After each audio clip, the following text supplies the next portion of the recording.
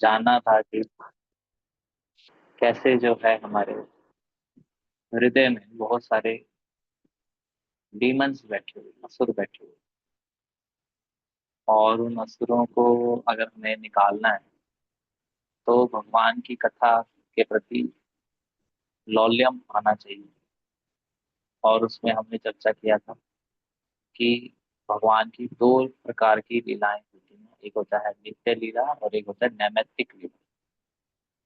तो नित्य लीला तो भगवान के धाम में नित्य चलती रहती है, उसमें असुर वध ये सब नहीं होता, भगवान वहाँ आनंद वाली लीलाएं। लेकिन वो परम हंसों के टॉपिक है, शुद्ध भक्तों के विषय हैं। तो हम जैसे साधकों के लिए जो अभी शुरुआत के स्तर पे हैं, तो हमारे लिए नैमित्तिक लीलाओं को पढ़ना समझना बहुत आवश्यक है, जिसमें भगवान के द्वारा दिया गया भगवत गीता का उपदेश, श्रीमद् भागवतम के उपदेश, ये बहुत इम्पोर्टेंट। और साथ ही साथ भगवान की भी लीला में बहुत सारे असुर इत्यादि आए, भगवान ने जो कुछ कार्य किए वो सब भी पढ़ने से हमारे हृदय शुद्ध होते हैं। तो इसलिए अपने हृदय को शुद्ध करने के लिए हमें श्रीमद् भागवतम का श्रवण और चैंटिंग, जब, ये बहुत इम्पोर्टेंट है।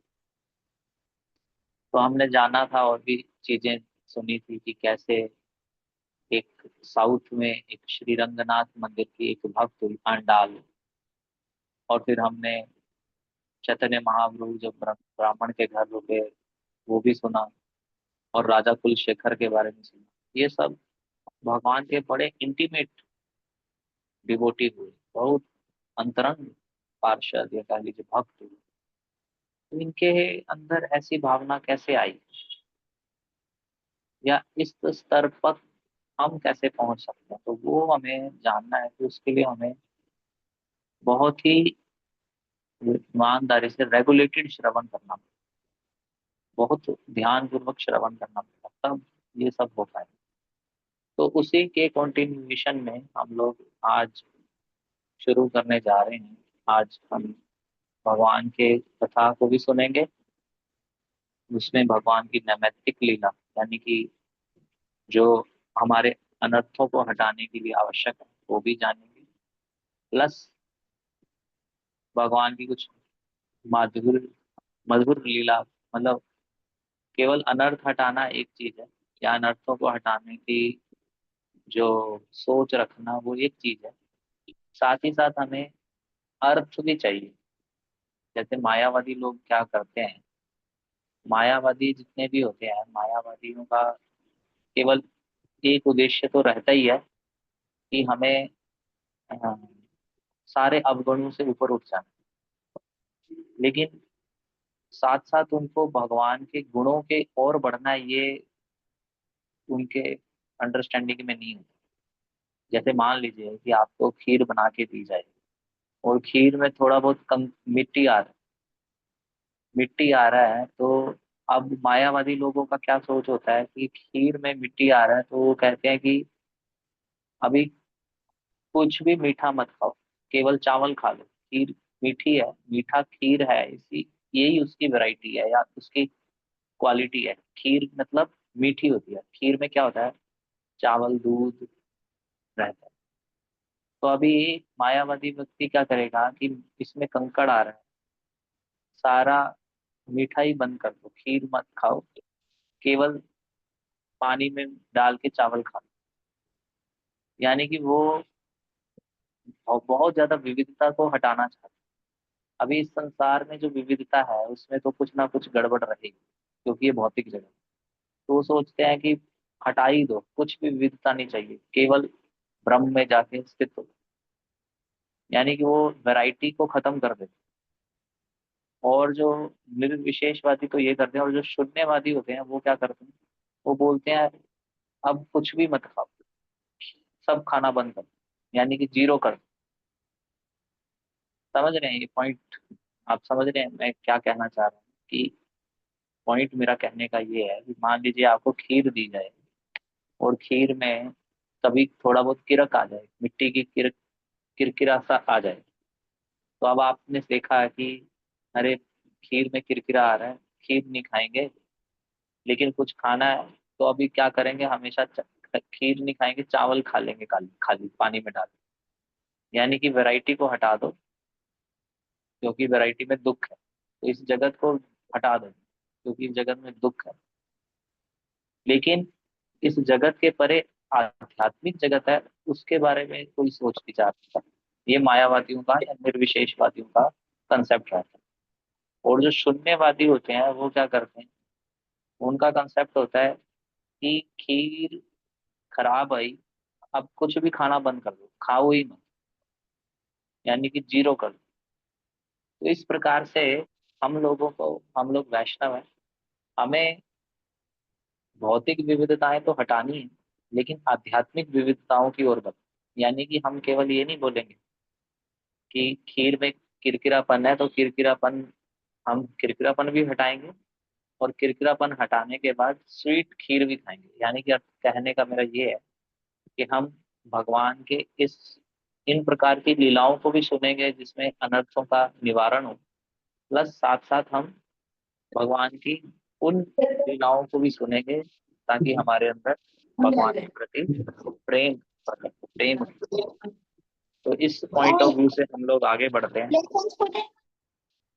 और आज जो हम लीला श्रवण करने जा रहे हैं, हालांकि हम भगवान की जन्म हो गया, भगवान मथुरा से गोकुल भेज दिए गए, और गोकुल में नंद महाराज जी के यहाँ पे बालक, कृष्ण बालक जो है, और बलराम जी दोनों नंद वसुदेव जी के ही पुत्र हैं, तो दोनों वहां पे उपस्थित हैं।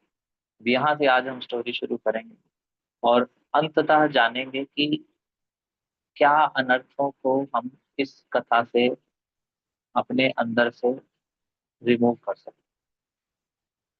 तो हम लोग स्टार्ट करते हैं। तो शुरुआत में क्या था कि नंद महाराज और वसुदेव जी की फ्रेंडशिप, ये दोनों बड़े घनिष्ठ मित्र हैं। और नंद महाराज को ये भी पता था कि वसुदेव जी के कई बच्चों को कंस ने मार दिया, कई बच्चों को कंस ने मार दिया। और अब नंद महाराज को लगता था कि कंस बहुत क्रूर हुआ पड़ा है, और वो जानता है कि मेरी और वसुदेव जी की फ्रेंडशिप है, और कहीं ऐसा ना हो कि फ्रेंडशिप के नाते वो मेरे बच्चे को भी हार्म करने का प्रयास करे या मेरे बच्चे को भी कष्ट पहुंचे।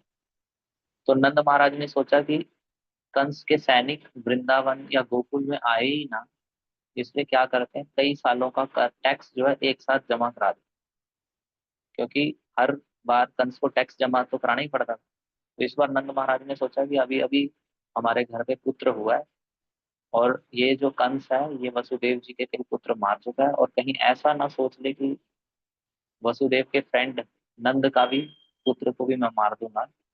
तो इसलिए नंद महाराज ने सोचा कि मैं क्या करता हूँ, पहले ही सारा टैक्स, कई सालों का, 3-4 सालों का टैक्स जो है कंस को दे देते हैं, ताकि कंस गोकुल में आई या उसके सैनिक आए ही ना, और हमारा बच्चा सुरक्षित रहे। तो टैक्स देने के लिए नंद महाराज चले गए वसुदेव जी के कंस के राज्य में। कंस को टैक्स देने के बाद, कंस को टैक्स दे दिया, अब नंद महाराज ने सोचा कि चलो अब मिलते हैं वसुदेव जी से। तो वसुदेव जी को जैसे ही पता चला कि कंस नंद महाराज आए हैं, तो वसुदेव जी उनको अपने घर पे नहीं लेके गए। उनको जो है अपने घर पे ना ले जाके वहीं राज्य में एक जगह एक बैलगाड़ी थी, उसी के ऊपर बैठ के दोनों बातें करने लगे।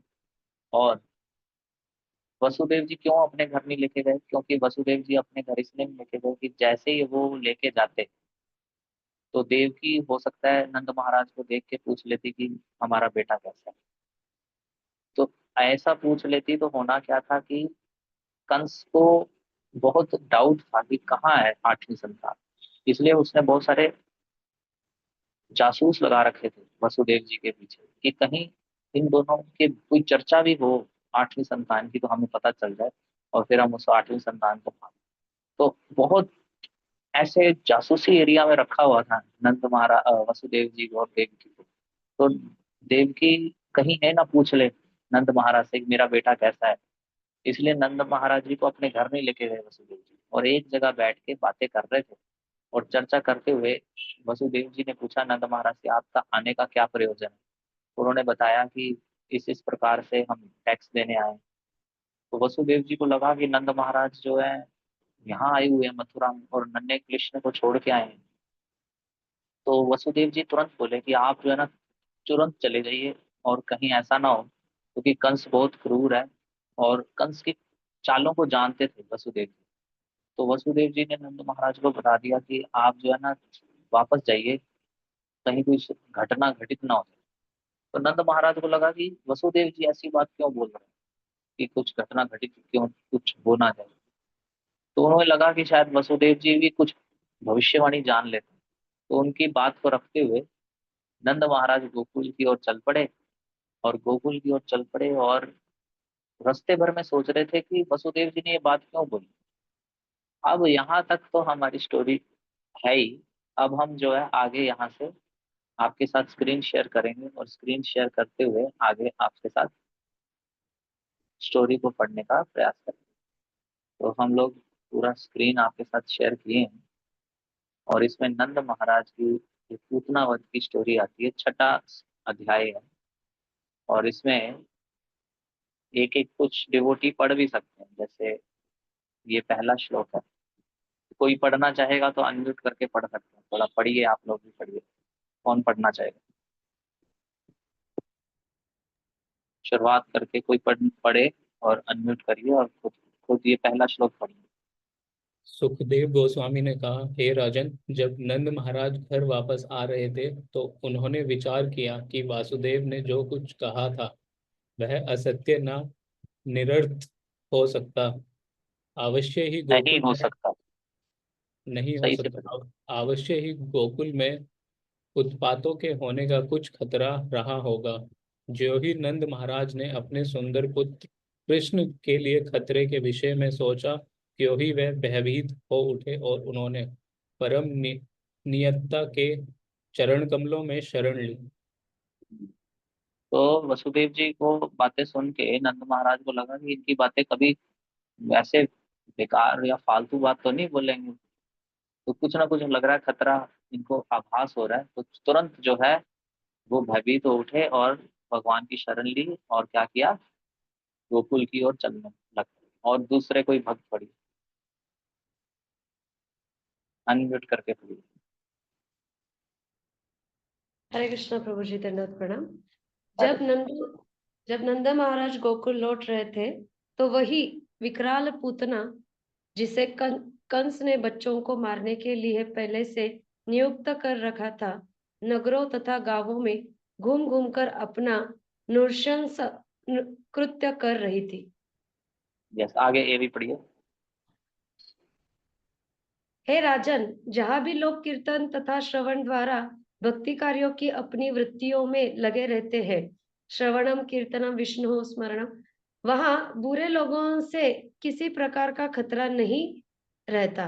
जब साक्षात भगवान वहां विद्यमान है तो गोकुल के विषय में किसी प्रकार की चिंता की आवश्यकता नहीं थी। यस। तो ये पॉइंट हम क्यों बता रहे हैं? ये पॉइंट इसलिए बता रहे हैं क्योंकि जब ये बात हुई कि परीक्षित महाराज ये कथा सुन रहे हैं ना, अल्टीमेटली परीक्षित महाराज ये कथा सुन रहे हैं, और जब उन्होंने ये बात सुनी कि नंद महाराज भयभीत हो उठे, और नंद महाराज जो है गोकुल की ओर निकल पड़े, और ये बात जब उन्होंने सुनी कि कुछ खतरा है, तो परीक्षित महाराज मानिए पूछने लगे सुखदेव गोस्वामी से कि ऐसा मतलब कैसे हो सकता है। अब यहाँ पे एक बहुत इंपॉर्टेंट चीज सीखने को मिलती है, क्योंकि परीक्षित महाराज कथा सुन रहे थे, और वो कथा जब सुनने शुरू किए उससे पहले जब उन्हें श्राप मिला था परीक्षित महाराज को, तो परीक्षित महाराज को श्राप मिला था, उस बालक ने दिया था कि 7 दिन में इनकी मृत्यु हो जाएगी। तो उनको भय था कि अब मेरा जीवन कैसे परफेक्ट कैसे करूं, मेरे पास 7 ही दिन बचे। और उस समय उन्होंने अपने जीवन की परफेक्शन के लिए गंगा नदी के तट पे गए, और वहां पे खड़े होके जब वो सोच रहे थे, या बहुत सारे साधु संत ऋषिगण आ गए और सबने बताया कि आप ये कीजिए ये कीजिए। तो मतलब वो उस समय अपने कल्याण के बारे में सोच रहे थे, 7 दिन नहीं है मेरे पास और मेरे को अपना कल्याण करना है। और उस समय उन्होंने भगवान अपने कल्याण के हेतु बहुत सारे मार्गों के बारे में सुना, और फाइनली सुखदेव गोस्वामी से भागवत कथा सुनने लगे। ये सुख परीक्षित महाराज की वैदिक भक्ति का स्तर है। वैदिक भक्ति में क्या करते हैं, व्यक्ति खुद के बारे में सोच रहा होता है कि मेरा कैसे कल्याण हो। लेकिन अब जो दसम स्कंद में जब परीक्षित महाराज पहुंच चुके हैं, अब उनको चिंता है कृष्ण की, कि ऐसा कृष्ण को क्या खतरा है। यानी कि वैदिक भक्ति से अब रागानुगा भक्ति की स्टेज। यानी कि कहने का अर्थ है कि वैदिक भक्ति में व्यक्ति अपने बारे में सोचता है कि मेरा कल्याण कैसे होगा, लेकिन रागानुगा स्तर पे अपने बारे में नहीं सोचता, उससे में उसकी सोच भगवान की चिंता करने लग जाता है। अभी परीक्षित महाराज को भगवान की चिंता हो रही है कि भगवान को कहीं कुछ खतरा तो नहीं होगा, इसलिए वो जानना चाह रहे हैं कि क्या हुआ आगे। ऐसे जिज्ञासा क्रिएट हो रही है उनके अंदर कि क्या हुआ आगे। तो सुखदेव गोस्वामी परीक्षित महाराज को उत्तर बताते हैं, कह रहे जहां पे भगवान की चर्चा होती है, श्रवण कीर्तन होता है, वहां पे अब कोई असुरी प्रभाव नहीं हो सकता। जहाँ पे भगवान की चर्चा होती है, श्रवण इत्यादि होता है। देखिए 3 तरह के लोग होते हैं। एक होते हैं जो स्वधर्म का पालन करते हैं, प्लस श्रवण कीर्तन को भी ऐड करते हैं अपने जीवन में, लेकिन उनका मुख्य उद्देश्य रहता है अपने अपने स्वधर्म का पालन करना। कोई ब्राह्मण क्षत्रिय वैश्य शूद्र इत्यादि के धर्म का पालन करना, लेकिन श्रवण को भी ऐड कर लेते। ये तो एक तरह के लोग हुए। दूसरी तरह के लोग वो लोग हैं जो श्रवण को ही अपना धर्म मान लेते हैं, बस श्रवण ही करेंगे। उनके लिए उच्च कोटि का धर्म और कुछ नहीं है, श्रवण, भगवान की कथा का श्रवण ही मेन फोकस होता है। तो सुखदेव गोस्वामी यहाँ परीक्षित महाराज को बोल रहे हैं कि जहाँ पे भगवान की श्रवण कीर्तन होती है, वहां पे कोई असुरी प्रभाव नहीं हो सकता। अब यहाँ पे तो गोकुल की बात है, यहाँ पे तो साक्षात भगवान प्रकट है, फिर क्या खतरा होना है। भगवान को कोई खतरा हो ही नहीं सकता। यानी कि कहने का अर्थ है, यहाँ पे सुखदेव गोस्वामी परीक्षित महाराज की चिंता को कम कर रहे हैं कि आप चिंतित मत होइए। आप चिंतित हो रहे हैं कि भगवान के लिए चिंतित हो रहे हैं, तो आप चिंता मत करिए। भगवान स्वयं साक्षात भगवान वहां पर उपस्थित है, वहां पे तो कोई असुर प्रवेश कर ही नहीं सकता। तो कोई कह सकता है कि पूतना फिर कैसे प्रवेश करी, तो वो हम आगे चर्चा करते हैं, पहले हम थोड़ा और पढ़ेंगे। चलिए नेक्स्ट कोई डिवोटी पढ़िए।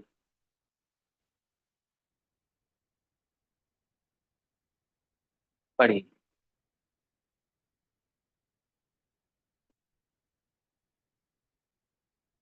अनम्यूट करके पढ़िए, जल्दी पढ़ेंगे तो अच्छा है, हमारा आज ही टॉपिक पूरा हो जाएगा। जल्दी से अनम्यूट करिए और पढ़िए। एक बार स्वेच्छा से विवरण करने करने वाली, 1 मिनट, हाँ प्रभु।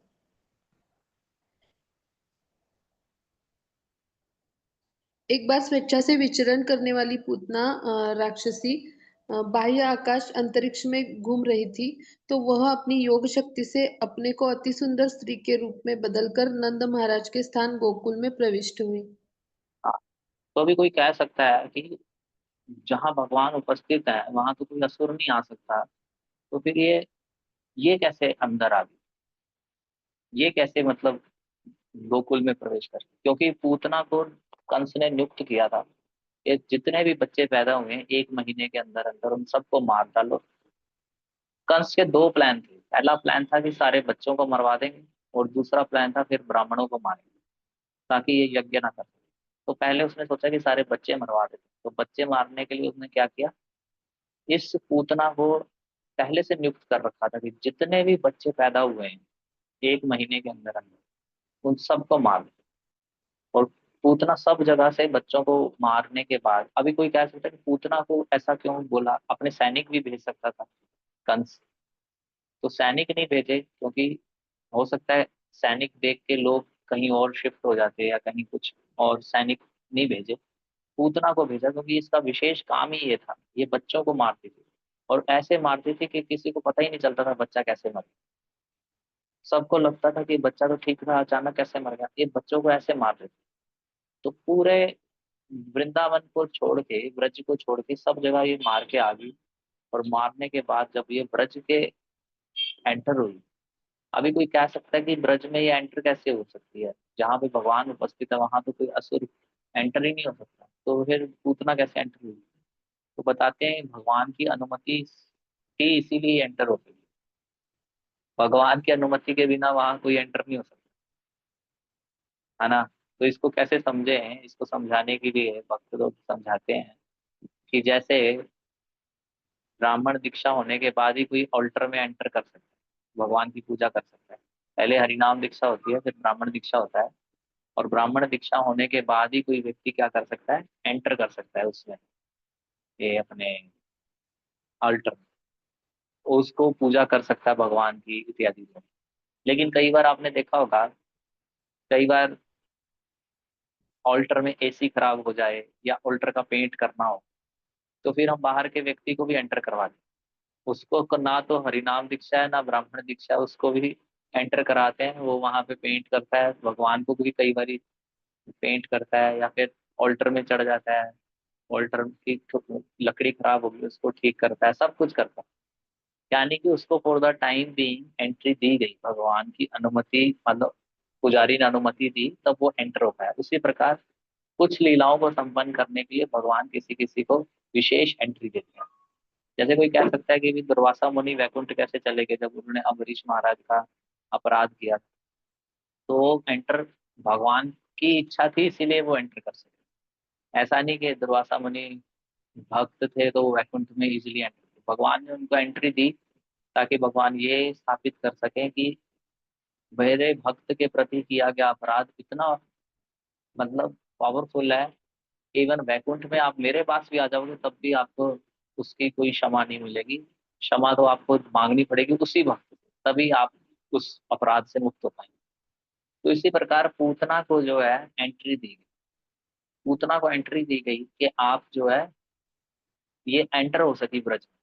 और जब ये ब्रज में एंटर हुई तो क्या हुआ, वो हम थोड़ा अभी पढ़ते हैं। अभी कोई एक ही डिवोटी अनम्यूट करके पूरा जो जो आ रहे हैं आगे वाले उसको पढ़ सकते हैं तो अच्छा रहेगा, ताकि हम लोग जो है काफी कुछ चर्चा आगे बढ़ा सके। तो आप लोगों से निवेदन है कि आप लोग प्रॉपरली इसको पढ़ने का प्रयास कीजिए। मैं आपके साथ फिर से स्क्रीन शेयर कर, ओके, पढ़िए। यहाँ तो हमारा हो चुका था। अब आगे पढ़िए, पूतना थी कैसी, ये देखना है। पूतना का स्वभाव कैसा था, देख, मतलब कैसा था। तो पढ़िए, कोई बात पढ़िए। हरे कृष्ण प्रभु जी, दंडवत प्रणाम। पढ़। उसके नितंब भारी थे, उसके स्तन सुदृढ़ तथा विशाल थे, जिससे उसकी पतली सी कमर पर अधिक बोझ पड़ना प्रतीत हो रहा था। वह अत्यंत सुंदर वस्त्र धारण किए थी। उसके केश मल्लिक फूल की माला से सुसज्जित थे, जो उसके सुंदर मुख पर बिखरे हुए थे। उसके कान के कुंडल चमकीले थे। वह हर व्यक्ति पर दृष्टि डालते हुए आकर्षक ढंग से मुस्की रही थी। उसकी सुंदरता ने ब्रज के सारे निवासियों का, विशेष रूप से पुरुषों का ध्यान आकृष्ट कर रखा था। जब गोपियों ने उसे देखा तो उन्होंने सोचा कि हाथ में कमल का फूल लिए लक्ष्मी जी अपने पति कृष्ण को देखने आई हैं। नेक्स्ट। छोटे छोटे बालकों को ढूंढती हुई बच्चों का वध करने वाली पूतना बिना किसी रोक टोक के नंद महाराज के घर में घुस गई, क्योंकि वह भगवान की पराशक्ति द्वारा भेजी गई थी। वह किसी से पूछे बिना नंद महाराज के उस कमरे में घुस गई जहां उसने बिस्तरे पर सोते देखा, जो राख में ढकी अग्नि के समान आसीन शक्ति संपन्न था।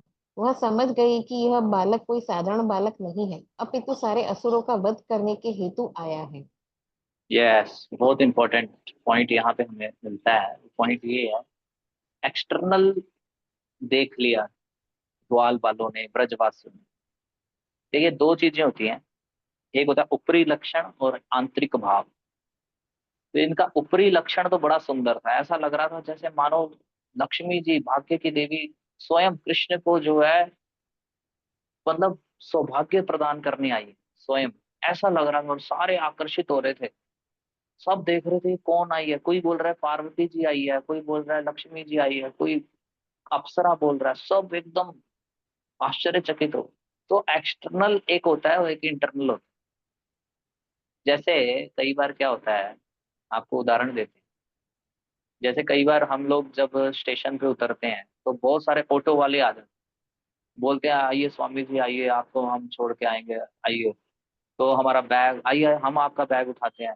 तो बैग वैग उठाते हैं सब, ऐसा लगता है कि वाह, मतलब ये तो लग रहा है बड़े उनका, लेकिन सेवा भाव नहीं होता। उनका मकसद क्या होता है कि हम स्वामी जी को अभी ऑटो में अपने बिठाएंगे और उसके बाद उनको बोलेंगे कि आप चलो प्रभु, हम 500 रुपये लगेगा। सो कहने का अर्थ है कि उस समय तो वो बहुत दिखा रहे हैं, आप बैग पकड़ाइए बैग पकड़ाइए, लेकिन क्या करते हैं, बैग पकड़ा भी दो तो जाके अपने ऑटो में रखेंगे, फिर बोलेंगे हाँ जी अब आपको मैं ले चलता हूँ, मीटर नहीं चलेगा, रात का इतना 500 रुपये।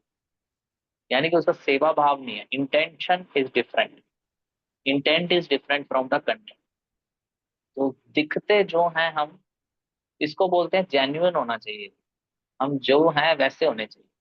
ऐसा नहीं कि बाहर से हम कुछ दिख रहे हैं और अंदर से कुछ और। तो पूतना वैसी प्रकार से क्या की, पूतना जो है खुद को एक बहुत दिव्य स्त्री की तरह अपने आप को प्रदर्शित करी, लेकिन उसका इंटेंशन क्या है? इंटेंशन है कि कृष्ण को मार डालना। तो जैसे ही उसने कृष्ण को देखा, तो कृष्ण को देखने के बाद क्या हुआ, उसको लगा कि ये तो बहुत बड़ा पावरफुल बच्चा है, ये तो मतलब कुछ साधारण बच्चा नहीं है, कुछ तो इसमें विशेष है। और फिर उसने क्या किया, आगे सुनते हैं, आगे पढ़िए। एक डिवोटी पहले से रेडी रही है, कौन पढ़े?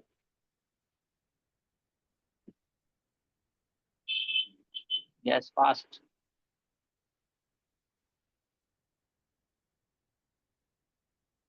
कौन पढ़ रहे हैं? मैं ही कंटिन्यू करूं प्रभु जी? हाँ आप ही करिए फिर, बाकी सब ढीले हैं। बिस, बिस्तर पे लेटे सर्वव्यापी परमात्मा कृष्ण ने समझ लिया कि छोटे बालकों को मारने में पटु यह डायन पूतना मुझे मारने आई है, अतः एवं उन्होंने अपनी आंखें बंद कर ली, मानो उससे डर गए हों।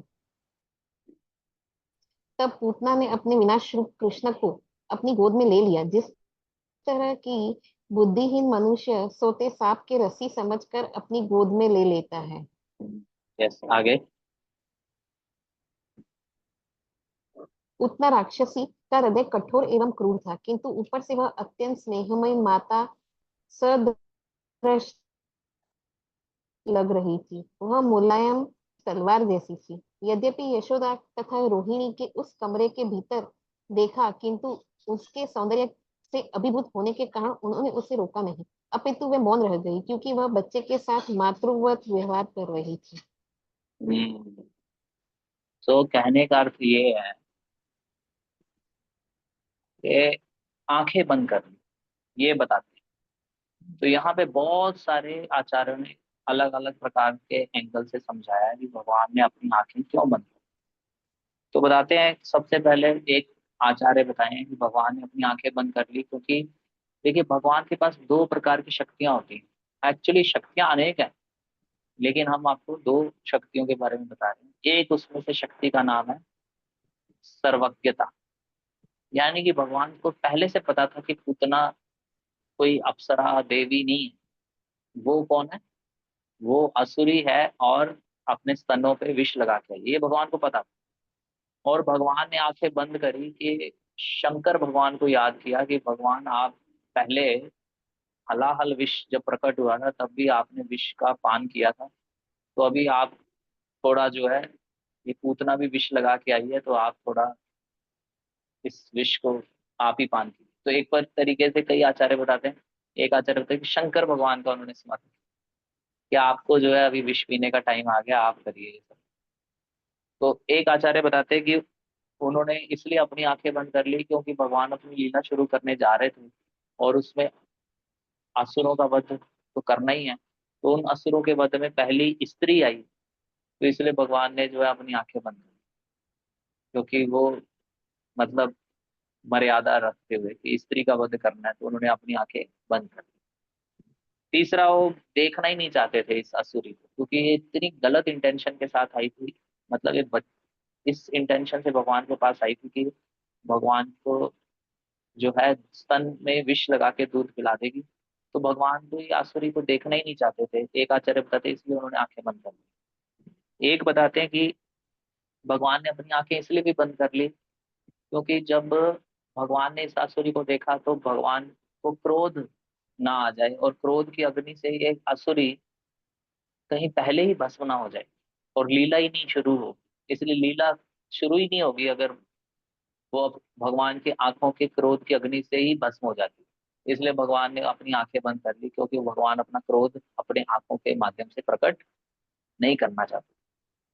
और एक आचार्य बताते हैं कि इसलिए भी आंखें बंद करी कि वो देखना, भगवान स्मरण कर रहे थे कि ये पूर्व जन्म में कौन थे, इसलिए अपनी आंखें बंद भगवान ने बंद करी और जानना चाहा। या भगवान तो सर्वज्ञ हैं लेकिन एक तरीके से भगवान ये स्मरण कर रहे कि ये पूर्व जन्म में कौन थी। और कई लोग बताते हैं कि भगवान ने अपनी आंखें बंद कर ली कि बहुत हो गया तुम्हारा नाटक, अब मैं तुम्हारा संहार करके रहूंगा। इसलिए भगवान ने उसके नाटक को अनुमोदित नहीं किया, बहुत हो गया, आंखें बंद कर ली या बहुत हो गया तुम्हारा नाटक। तो इस प्रकार से बहुत सारे एंगल से समझाते हैं कि भगवान ने जो है किस प्रकार से पूतना का अभी अभी क्या किया पूतना ने। क्योंकि यशोदा मैया रोहिणी मैया ये सब जान ही नहीं पाई ये कौन है। इतनी सुंदर थी, सबको लगा कि हमारे बच्चे को आशीर्वाद देने आई है और इसके दूध का पान करके जो है हमारा बच्चा और आयु बढ़ जाएगी उसकी। और इसलिए सबने क्या किया, उसको रोका नहीं।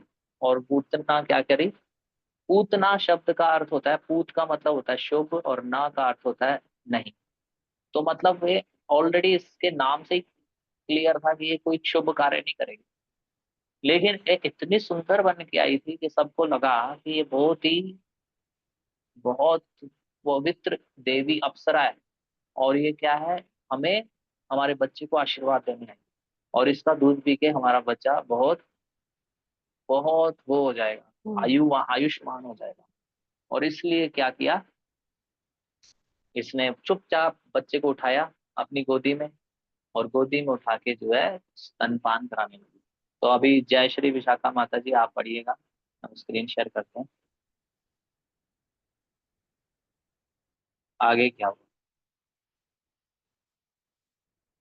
यस।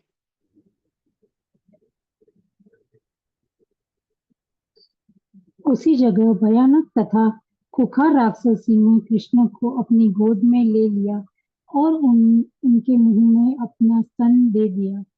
उसके स्तन को चुचुक में घातक एवं तुरंत प्रभाव दिखाने वाला विष चुपड़ा हुआ था, किंतु भगवान कृष्ण उस पर अत्यंत क्रुद्ध हुए और उसके स्तन को पकड़कर अपने हाथों से कड़ाई से निचोड़ा और विष तथा उसके प्राण दोनों चूस डाले।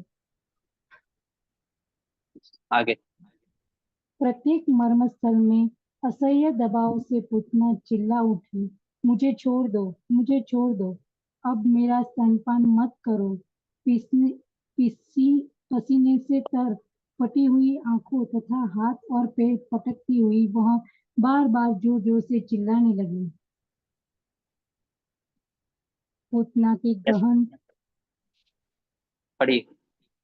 पूतना की गहन तथा जोरदार चित्कार से पर्वतों समेत पृथ्वी तथा ग्रहों समेत आकाश डगमगाने लगा। नीचे के लोग तथा सारी दिशाएं थर थर उठी और लोग इस आकांक्षा से घिर पड़े कि उन पर बिजली गिर रही हो। यस। तो इस प्रकार से जो है, इस प्रकार से पूतना ने क्या किया, विष पिलाया भगवान। और विष पिला के जब वो विष पिला रही थी तो भगवान भी रेसिप्रोकेट कर रहे थे। भगवान बोल रहे थे ठीक है तुम मुझे दूध पिलाने मैं पीऊंगा और तुम मेरे प्राण लेने आ रही हो तो मैं तुम्हारे प्राण ले। तो भगवान रेसिप्रोकेट कर रहे थे। और फिर भगवान ने क्या किया, उसके विष स्तनों को पान करते हुए उसके प्राण हरने लगे। और जैसे ही उसको असह्य पीड़ा होने लगी पूतना को, और वो अपने वास्तविक रूप में प्रकट हो गई। और वास्तविक रूप में प्रकट होने के बाद क्या किया उसने, चिल्लाने लगी मुझे छोड़ दो, मुझे छोड़ दो, मुंचा मुंचा। और फिर उसके बाद वो बोली मेरा स्तनपान मत करो, मुझे छोड़ दो। और फिर वो जो है वह विकराल रूप धारण कर लिया, उसने अपना असली रूप धारण कर लिया। बता दे 12 मील लंबी थी वो, यानी कि लगभग 20 किलोमीटर।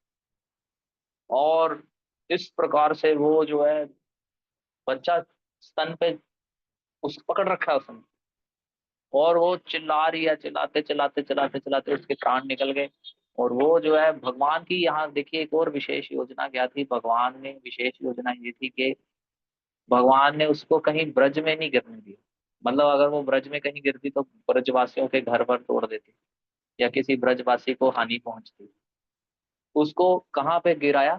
कंस का एक बड़ा सा बगीचा था, कंस के ही बगीचे में उसको गिराया। और जैसे ही वो गिर गई तो सारे पेड़ वेड़ उसने तोड़ दिए, सारा बगीचा खराब कर दिया। और सारे ब्रज के लोग जो हैं, पहले तो वो जब वो विकराल बड़ी रूप विकराल धारण किया तो सब तो अपने अपने घरों में दौड़ गए। सबको लगा कि अपनी रक्षा की जाए। लेकिन जब ब्रजवासियों को पता चला कि कृष्ण भी उसके छाती पे चिपका हुआ है, नन्हा शिशु, तो सारे लोग ब्रजवासी जो थे सब दौड़ पड़े, अपनी जान की परवाह किए बिना। सबने सोचा कि अरे कृष्ण की रक्षा करनी, यह भाव ब्रजवासियों का भाव। फिर उन्होंने अपनी चिंता नहीं करी, बोले कृष्ण को, कृष्ण की चिंता हो रही है। पहले उन्होंने सोचा कि बड़ी कोई राक्षसी है, चलो अपनी रक्षा की जाए। जब उन्हें पता चला कि कृष्ण उसके छाती पे हैं तो सब दौड़ पड़े। और जो है इतना प्रेम उमड़ आया कि उनका भय खत्म हो गया। ये ब्रजवासियों का विशेषता है, अपनी फिर जान की परवाह नहीं करी, प्रेम में इतना कि फिर क्या हुआ, फिर पूतना गिरी पड़ी है तो सभी ब्रज के जो पुरुष लोग हैं जो वहां पे उपस्थित थे, तुरंत उन्होंने कोई लंबी सीढ़ी लगाई, सब ऊपर चढ़े। और जो है कृष्ण को देखा, कृष्ण जो है स्तनपान कर रहे हैं, वो अपना आनंद में खेल रहे हैं।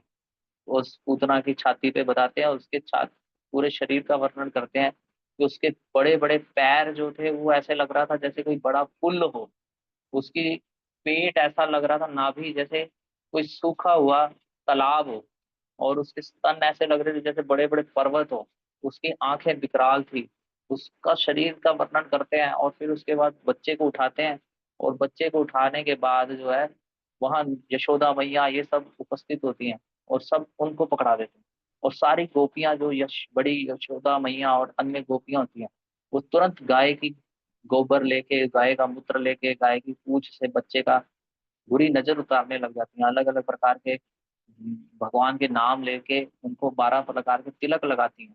और इस प्रकार से फिर बाद में क्या करते हैं ब्रजवासी, पूतना के उस शरीर के कई खंड करके उसको जला देते हैं। और जब उसके खंडों को जला रहे होते हैं तो जलाने के बाद जो धुआं उठता है, तो उस धुएं की सुगंध बड़ी अच्छी होती है। तो वहां पे वर्णन करते हैं कि भगवान श्री कृष्ण के संपर्क में आके पूतना, चाहे वो उसकी इंटेंशन गलत थी लेकिन फिर भी भगवान ने उसके एक्सटर्नल बॉडी को तो प्यूरिफाई किया ही किया, और उसके चित्त को भी प्यूरिफाई कर दिया। भगवान के संपर्क में आने से उसका इंटरनल चित्त भी प्यूरिफाई हो गया, उसका पूरा एग्जिस्टेंस प्यूरिफाई हो गया। और वो जब जल रही थी तो उसके बड़ी सुगंध आ रही थी। और साथ ही साथ भगवान ने देखा कि अरे इसने मेरे को दूध पिलाने आई, यानी कि भगवान ने दोष नहीं देखा पूतना का। भगवान ने क्या देखा कि मेरे को दूध पिलाने आई थी, इसकी भावना इस प्रकार की थी, तो ये यशोदा मैया की असिस्टेंट बन जाएगी, धात्री। उसको भी यशोदा मैया की असिस्टेंट बना दी, और वो भगवत धाम में असिस्टेंट बना दी। तो यहाँ से हमें ये समझ में आता है कि अगर हम भगवान के संपर्क में आएंगे तो हम भगवान के संपर्क में कैसे आ सकते हैं? हम भगवान के संपर्क में आ सकते हैं उनके नाम के द्वारा, उनकी कथा के द्वारा, उनके भक्तों के द्वारा, संकीर्तन के द्वारा। तो हमारा भी एग्जिस्टेंस जो है शुद्ध हो सकता है। और यहाँ पे हमें ये भी सीखने को मिलता है कि जिसके अंदर कैसी भावना है ना, वो एक ना एक दिन एक्सपोज हुई जाए। अगर जैसे पूतना एक गलत भावना लेके आई थी, तो कोई कह सकता है पूतना की गलत भावना थी तो वो छुपी रह जाती, पूतना अपना कार्य कर लेती। ऐसा नहीं, अगर हमारी भावना गलत है तो वो एक ना एक दिन एक्सपोज हो ही जाएगी। वो छुपा नहीं सकती, कितना भी छुपा ले, वो एक दिन बाहर आ ही जाएगा। प्लस अगर कोई भक्तों का बुरा चाहता है तो उसके साथ भी बुरा होता है। जैसे पूतना भगवान का बुरा करना चाहती थी, और हुआ क्या, उसी के साथ बुरा हो गया। तो इस प्रकार से हमें यह शिक्षा मिलती है कि पूतना का इस प्रकार से जब भगवान के संपर्क में आने से उसका पूरा अस्तित्व जो है शुद्ध हो गया, उस प्रकार हमारा भी अस्तित्व शुद्ध हो सकता है। लेकिन क्योंकि हम लोग यहाँ पे अनर्थों की बात कर रहे हैं, तो पूतना के इस वध की कथा से क्या हमें शिक्षा मिलती है? तो यहाँ पे पूतना एक ढोंगी गुरु का वो करता है। यहाँ पे हमें जो ढोंग का जो मतलब कहने का अर्थ है, ढोंगी गुरु को पूतना रिप्रेजेंट करती है। तो ढोंगी गुरु से क्या मतलब हुआ? तो एक्चुअल में प्रिंसिपल ये है कि जो कोई भी हमारी भक्ति में बाधा डालते हैं, वो पूतना है। फॉर एग्जाम्पल, ये एक्चुअली मैं नहीं बोल रहा, आप ऐसा मत सोचिएगा कि ये मेरा पर्सनल कमेंट्री है। ये शिला भक्ति विनोद ठाकुर बोलते हैं, प्लस शिला भक्ति सिद्धांत सरस्वती ठाकुर के भी मैं कुछ पॉइंट आपको दूंगा। तो क्या रहता है कि जब कोई व्यक्ति नया नया भक्ति में जुड़ता है, वो शिशु बालक कृष्ण की तरह ही, जैसे भक्ति में कोई नया नया जुड़ा, नया नया है, या उसके अंदर श्रद्धा है भगवान के प्रति, लेकिन कोई ऐसा गुरु मिल जाए अगर, जो उसे भगवान के दास बनने की शिक्षा ना देके यही बोल दे कि भगवान बनना है, तो उसने क्या किया? पूतना का काम किया। यानी कि उस नन्हे शिशु को, उस नन्हे श्रद्धा को, उस शुरुआती भक्ति को डिस्ट्रॉय कर। इसलिए बड़ा हमें सावधान रहना चाहिए कि हम किनसे सुनते हैं। समझ रहे हैं? जैसे मान लीजिए कोई नया नया भक्ति में आ रहा है, अब इसका नया नया भक्ति की तुलना कर लीजिए शिशु से, जैसे नन्हे कृष्ण से, और पूतना जो है मारने आ रही है। तो कई बार क्या होता है, एक बार क्या हुआ, प्रभुपाद जी विदेश में थे, अभी प्रभुपाद जी ने प्रीचिंग अमेरिका में शुरू करना है। तो हुआ क्या, एक बार एक बहुत लाइन लगी हुई थी। तो प्रभुपाद जी ने वहां पूछा कि ये लाइन किस लिए लगी है? तो किसी ने बताया कि ये लाइन इसलिए लगी है क्योंकि यहाँ पे एक स्वामी जी हैं और वो मंत्र दे रहे हैं, और वो मंत्र के $500 भी ले रहे हैं। और वो मंत्र क्या है? उस मंत्र को अगर कोई जपेगा तो वो भगवान बन जाएगा। भगवान बनने का मंत्र है। प्रभुपाद जी बोले कि तो वह खुद क्यों नहीं भगवान बन गए? तो इस प्रकार से किसी की कोमल श्रद्धा को, कोमल भक्ति को, शुरुआती भक्ति को कोई मिसगाइड करके उसकी भक्ति को आगे ना बढ़ने दे, बल्कि उसे मत भ्रष्ट कर दे, ऐसे ढोंगी गुरु की तुलना पूतना से करेगी, जो भक्ति में बाधा डाले। साथ ही साथ शिला भक्ति सिद्धांत सरस्वती ठाकुर कहते हैं कि आपके मित्र परिवार वाले अगर भक्ति में बाधा कर, आपको भक्ति में बाधा डाल रहे, ये भी पूतना के ही समान है। ये भी किसके समान है? पूतना ही है। ये भी पूतना का काम करता है। साथ ही साथ मायावादी, निर्विशेषवादी, ये सब पूतना है।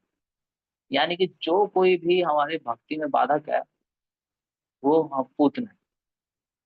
तो कोई कह सकता है कि मेरी लाइफ में ये सब नहीं, तो शिला भक्ति सिद्धांत सरस्वती ठाकुर कहते हैं हमारा मन भी पूतना है, क्योंकि हमारा मन भक्ति में हमें बाधा डालता है। हमारा मन भी क्या है? पूतना है।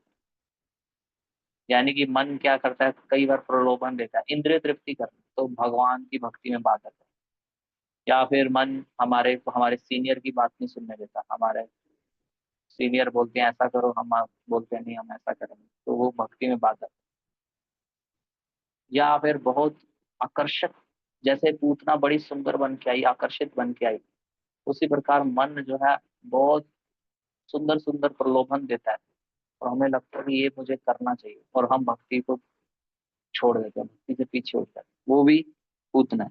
कई बार व्यक्ति सोचता है पैसा कमाएंगे, अभी बाद में थोड़ा टाइम फ्री मिलेगा भक्ति करेंगे, ये सब मन के कारनामे, ये भी बाधक है, भक्ति में बाधक है। तो भक्ति को भुला के और चीजों में फंसे रहना ये पूतना का काम है। तो इसमें हमारा मन भी पूतना है, ढोंगी गुरु भी पूतना है, वैसे मित्र जो हमें भक्ति में ना लगने दें, वैसे परिवार वाले, ये सब पूतना है। लेकिन आप लोगों को जाके ही नहीं बोल देना किसी को कि तुम पूतना हो, नहीं तो आपके लड़ाई हो जाएगी। लेकिन ये समझना है तो वैसा कार्य करना है, वैसा कार्य। तो आप क्या किया है? आप देखो शिला प्रभुपाद जी ने पूतना का वध किया, अर्थात कहने का, प्रभुपाद जी जब विदेश में गए, इतने मिसकंसेप्शंस थे। और हाँ, प्रभुपाद जी की अगर कोई टीचिंग्स ना पढ़े, प्रभुपाद जी करते हैं पूतना का वध हमारी लाइफ में, अगर हम भी इसी प्रकार के किसी न किसी पूतना के साथ जी रहे हैं, यानी कि मिसकंसेप्शंस के साथ जी रहे हैं। कई बार क्या होता है ना, भक्त लोग सोचते हैं इस कौन में ज्यादा रस नहीं मिलता, तो कहीं और दूसरे रस ढूंढने चले जाते हैं, है ना। ये भी पूतना है, ये मन का खेल है। तो अगर हम पूतना का वध करना चाहते हैं तो हमें क्या करना पड़ेगा, प्रभुपाद जी की शिक्षाओं को ग्रहण करना। प्रभुपाद जी ने पूतना का वध किया, आप समझ सकते हैं कैसे। जब प्रभुपाद जी विदेश गए, कितने मिसकंसेप्शन थे, प्रभुपाद जी ने सारे मिसकंसेप्शंस को खंडन किया अपनी बुक्स के माध्यम से, सबका खंडन किया। पूतना का वध प्रभुपाद जी ने, अनेक अनेक प्रकार के लोगों से मिले, उनके मन के विचारों को प्रभुपाद जी ने कृष्ण भावना भावित बनाया। प्रभुपाद जी ने हमें कृष्ण भावना प्रोसेस दी, और इस पूतना ढोंग करने वाले मन के रूपी पूतना का वध करने का हमें मार्ग दिखा है। तो इसलिए हमारे को अभी क्या करना होगा, अगर हम चाहते हैं कि हमारे अंदर से भी एक कपट या ढोंग या मन जो हमारा भक्ति में नहीं लगने देता, हमें बाधा डालता है, इसको अगर हम चाहते हैं कि हम इस पूतना रूपी मन का वध करें, तो हमें प्रभुपाद जी की शिक्षाओं को गहराई से पढ़ना हो, समझना हो, तभी हो सकता। सो कहने का अर्थ ये है कि इस पूरी लीला का चर्चा करने के बाद हमने यही सीखा कि जो कोई भी हमारी भक्ति में बाधा बने, चाहे वो कोई ऐसा गुरु हो, ढोंगी गुरु, जो आपको प्रलोभन दे रहा है कि आप ये कर लो, प्रलोभन दे के आपको वास्तविक भक्ति से हटा दे, वास्तविक जीवन के प्रयोजन से हटा दे, तो ऐसा जो है पूतना का काम कर रहा है, मायावादी दर्शन। और फिर प्रभुपाद जी मतलब भक्ति हमें दी है, इसके अलावा और कोई दर्शन सुनना, ये सब पूछना है। और भक्ति में बाधक वस्तुओं को इन्वॉल्व कर लेना, लाइक सब पूछ, मन हमारा सबसे बड़ा पूछ। तो इस प्रकार से हमें इसका वध करना है। तो प्रभुपाद जी ने किया, जैसे प्रभुपाद जी की शिक्षाओं को हमें ग्रहण ग्रहण करना पड़ेगा, तभी हो पाएगा। तो इस प्रकार से हमने जो है आज हृदय के अनर्थ सीरीज में पहले अनर्थ के बारे में चर्चा की, जो कि पूतना के वध की स्टोरी से चर्चा हुआ, और उसमें भगवान की बड़ी सुंदर लीला के पीछे छिपे हुए प्रयोजनों को भी हमने जाना। कैसे जो है भगवान आंखें बंद किए अपनी, या फिर क्या क्या उन्होंने, और जो है पूतना को एंट्री दी अपने उसमें। अगर प्रॉपर पूतना एंटर ना कर सकती अगर भगवान की इच्छा ना होती, अनुमति ना होती, तो दो शक्तियां मैं बता रहा था। तो एक है भगवान की सर्वज्ञता, और दूसरा है संहारता। तो भगवान कृष्ण को एक्चुअली जरूरत नहीं पड़ती संहार करने की खुद से, असुर वसुर आते रहते थे, तो भगवान की इच्छा थी, लीला करते थे भगवान, असुर आते थे, लेकिन भगवान की शक्तियां हमेशा रेडी रहती थी। जैसे कोई व्यक्ति, बड़ा अमीर व्यक्ति का बेटा है, और उसको कहीं घूमने जाना है, और उस व्यक्ति के घर पे 10 गाड़ी, 10 ड्राइवर गाड़ी रहे खड़े रहते थे, कौन सी गाड़ी में बैठे। उसी प्रकार भगवान कौन सी लीला करनी है, संहार करना है, तो संहार करने वाली शक्ति कार्य करती थी। भगवान केवल आनंद लेते, भगवान एफर्ट लगा के कठिनाइयां ये सब नहीं होता, भगवान की शक्ति कार्य करती। उसी प्रकार जब पूतना का वध करना था, तो भगवान कहें कि भगवान कुछ, तो भगवान की शक्तियां कार्य कर रही थी, और भगवान ने पूतना का वध किया, और इस प्रकार जो है पूतना का वध हो गया था। और मेनली हमने इसमें जो चर्चा करी है वो यही कि इंटेंशन साफ होनी चाहिए। जो इंटेंशन है, इंटेंशन कुछ और है और हम कुछ और प्रस्तुत कर रहे हैं, तो एक्सपोज हो जाएगा। एक कोई छुपा के कितना ही प्रयास कर ले, छुप नहीं सकता। तो इसका इंटेंशन और रिप्रेजेंटेशन एक होना चाहिए। अंदर कुछ बाहर कुछ, बगले जैसा वेश, दादा फिर कागा भी हो, भीतर बाहर है। तो कौवा अंदर भी काला है, बाहर भी काला है, लेकिन बगुला बाहर से सफेद और अंदर से काला, वो ज्यादा डेंजरस है। तो ऐसा इंटेंशन जो हमारी भक्ति में बाधक बन जाए, वो पूछना है, और उसको रिमूव करने के लिए हमें इंटेंशन प्योरीफाई करना पड़ेगा। और वो किया प्रभुपाद जी के जो प्रभुपाद जी ने बाहर विदेश में जाके और आज भी अनेकों प्रकार के मिसकंसेप्शन को खत्म किया जो भक्ति में बाधक है। तो हमें भी प्रभुपाद जी की शरण लेनी होगी और प्रभुपाद जी के द्वारा बुक्स जो लिखी गई हैं उसको बड़े ही ध्यानपूर्वक और गहराई से पढ़ना, तब हम भी इस पूतना रूपी भक्ति में बाधक हो, क्योंकि हम लोग भी नए हैं, हम ऐसा नहीं बहुत प्रगत हैं, हम भी भक्ति में अभी शिशु ही हैं। तो हमें प्रभुपाद जी की शरण लेके अपनी भक्ति की रक्षा करनी चाहिए। हरे कृष्णा। श्रील प्रभुपाद की जय।